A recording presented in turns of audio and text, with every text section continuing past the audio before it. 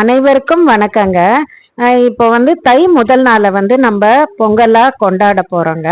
இப்போ நம்ம மாடி தோட்டத்திலேயே இருக்கிறத நம்ம அறுவடை பண்ணி நம்ம வீட்டில் பொங்கலுக்கோ போகிக்கு அடுத்து வர மாட்டு பொங்கல் காணும் பொங்கல் எல்லாத்துக்குமே நம்ம செலிப்ரேட் பண்ணலாங்க.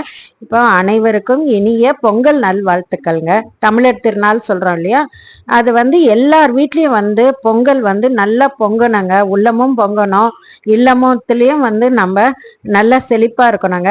அதுக்கு நான் எங்க மாடி தோட்டத்துல என்னென்ன பறிச்சிருக்கேன் அப்படின்றத உங்களுக்கு காட்ட போறேங்க. மாடி தோட்டம் அப்படின்னா நம்ம ஹார்ட் ஒர்க் பண்ணனாங்க. அப்படி ஹார்ட் ஒர்க் பண்ணனா கிள்ளி கொடுக்காதுங்க, அள்ளி அள்ளி கொடுக்குங்க. நம்மளுக்கு அவ்வளோ விளைச்சல் நம்மளுக்கு கிடைக்குங்க. இது பாருங்க, சீசன் இதான் அவரைக்காய்ங்க. அவரைக்காய் பாருங்க, எல்லா விதமான அவரைக்காயும் காய்க்கக்கூடிய சமயம்னு சொல்லலாங்க. பொங்கலுக்கு நம்ம அவரை மொச்சை எல்லாம் அறுவடை பண்ணி சூப்பரா நம்ம வீட்டுல அதையே சமைச்சு பொரியல் பண்ணலாம். நம்ம இதுலயே பாத்தீங்கன்னாக்கா சாம்பார் பண்ணலாம், எல்லாமே பண்ணலாங்க. மாடி தோட்டத்துல அவ்வளவு அவரைக்காய் காய்க்குதுங்க. எல்லா வித அவரையும் இதெல்லாம் இருக்குது அப்படின்னு சொல்லலாங்க. அதே மாதிரி பாத்தீங்கன்னா கத்திரிக்காய், பாகற்காய், முள்ளங்கி, இந்த மிளகாய் எல்லாம் பாருங்க.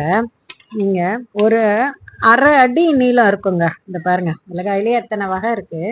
அல்ல இந்த மிளகாய் பாருங்க, அரை அடி நீளம் இருக்கும். காஷ்மீர் மிளகாய்ங்க. அப்படியே செழிப்பா அப்படியே அந்த செடி முழுசும் காய்க்குதுங்க. பாகற்காயிலையும் பல வகையான பாகற்காய் இருக்குதுன்னு சொல்லலாங்க. இந்த பாருங்க, கத்திரிக்காயிலையும் இந்த கத்திரிக்காயெல்லாம் ரொம்ப ருசி நல்லா இருக்குங்க. அதே மாதிரி வெள்ளை கத்திரிக்காய் இருக்கு, தேவதை கத்திரிக்காய். எல்லாமே இந்த பாகற்காய், சிறிய பாகற்காய் எல்லாமே மாடியில காய்க்குதுங்க.